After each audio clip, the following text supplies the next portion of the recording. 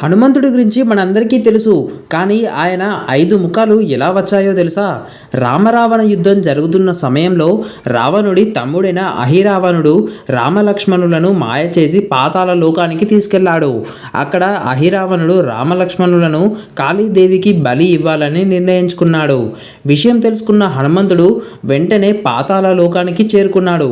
పాతాళ లోకంలో అహిరావణుడి ద్వారం వద్ద ఉన్న మకర ధ్వజుడితో యుద్ధం చేసి అతడిని బంధిస్తాడు. చివరికి అతడు తన కుమారుడు అని తెలుసుకొని ఆశ్చర్యపోతాడు హనుమంతుడు. కానీ అక్కడ హనుమంతుడికి ఒక భయంకరమైన నిజం తెలిసింది. అహిరావణుడు చనిపోవాలి అంటే ఒకేసారి 5 దిశల్లో వెలిగే 5 దీపాలను ఆర్పాలి.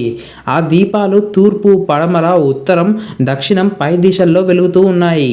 కానీ ఒక ముఖంతో వాటిని ఆర్పడం సాధ్యం కాదు అని హనుమంతుడు తన అసలైన దివ్యశక్తిని ప్రదర్శించాడు. పంచముఖ రూపం దాల్చాడు. ఇలా 5 ముఖాలతో ఒకేసారి 5 దీపాలను ఆర్పి అహిరావణుడిని సంహరించి రామలక్ష్మణులను రక్షించాడు. ఈ విధంగా హనుమంతుడు పంచముఖ హనుమంతుడిగా అవతరించాడు. ఇవి కేవలం 5 ముఖాలు మాత్రమే కాదు, మనలో ఉండాల్సిన 5 గుణాలు: శక్తి, ధైర్యం, రక్షణ, స్థిరత్వం, జ్ఞానం. ఇవి అన్నీ కలిస్తే విజయం వస్తుంది అని సూచన.